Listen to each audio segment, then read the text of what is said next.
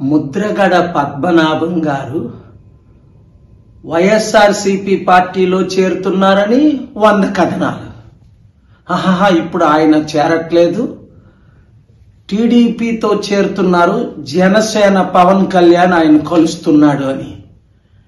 ఇంత time waste చేయడం దేనికి? ముద్రగడ పద్మనాభం గారు ఏమైనా ఒక స్ట్రీట్ పొలిటీషియనా? ఆయన ఒక ముఖ్యమంత్రి అభ్యర్థి. ఆయన మూర్ఖుడా? పవన్ కళ్యాణ్తో పాటు కాపుల విరోధి అయిన వంగవీటి రంగాను చంపించిన వారి పార్టీలో చేరటానికి అలాంటి ప్యాకేజ్ స్టారే అయి ఉంటే ముద్రగడ పద్మనాభం గారు ఎప్పుడో ఆయన ముఖ్యమంత్రి అయిపోను. ఆయన కాపులకు నేత. ఈవెన్ నేను కాపుగా బీసీగా ఆయనకు మద్దతు ఇస్తాను. ఇప్పుడు గాని ఆయన ప్రజాశాంతి పార్టీలో చేరితే 100 సీట్లు గెలవడం ఖాయం. కాపులు 27% ఉన్నవారు, బీసీలు 60% ఉన్నవారు ఎప్పుడు మా నాయకుడు వస్తాడా, ఈ 2 కులాలే మమ్మల్ని ఏలాలా అని ఎదురు చూస్తున్నారు. కనుక ముద్రగడ పద్మనాభం గారు మీరే డైరెక్ట్ గా మాట్లాడి, నేను టీడీపీలో చేరట్లేదు, ప్యాకేజ్ స్టార్ పవన్ కళ్యాణ్ జనసేన పార్టీలో నేను చేరితే ఆయన కాపులందరినీ మళ్ళా తెలుగుదేశం పార్టీలో చేరితే ఇంకా కాపులకేముంది? చరిత్రహీనులు మీరు కారని నేను నమ్ముతున్నాను. 100-200 కోట్లకి మీరు అమ్ముడుపోతారని నేను నమ్మడం లేదు. రండి కలిసి పనిచేద్దాం, బీసీలకు కాపులకు రాజ్యాధికారం తీసుకొద్దాం. ఈ వీడియో అందరికీ షేర్ చేయండి. ముద్రగడ పద్మనాభం గారు వైఎస్ఆర్సీపీ పార్టీలో చేరుతున్నారని 100 కథనాలు.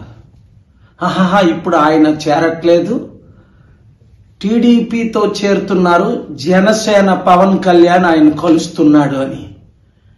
ఇంత టైం వేస్ట్ చేయడం దేనికి? ముద్రగడ పద్మనాభం గారు ఏమైనా ఒక స్ట్రీట్ పొలిటీషియనా? ఆయన ఒక ముఖ్యమంత్రి అభ్యర్థి. ఆయన మూర్ఖుడా? పవన్ కళ్యాణ్తో పాటు కాపుల విరోధి అయిన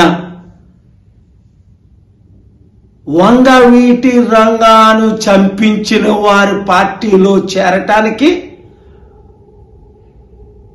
అలాంటి ప్యాకేజ్ స్టారే అయి ఉంటే ముద్రగడ పద్మనాభం గారు ఎప్పుడో ఆయన ముఖ్యమంత్రి అయిపోను.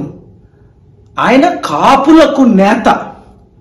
ఈవెన్ నేను కాపుగా బీసీగా ఆయనకు మద్దతు ఇస్తాను. ఇప్పుడు గాని ఆయన ప్రజాశాంతి పార్టీలో చేరితే 100 సీట్లు గెలవడం ఖాయం.